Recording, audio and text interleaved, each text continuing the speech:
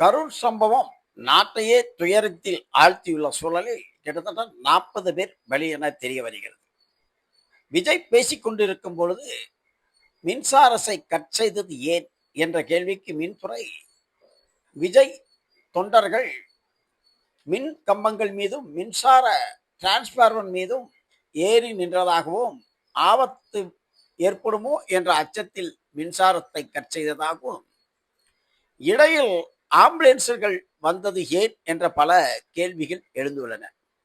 இந்த சூழலில் குஷி ஆனந்த் மீதும் மாவட்ட செயலாளர் நிர்மல்குமார் மீதும் போலீசார் வழக்கு பதிவு.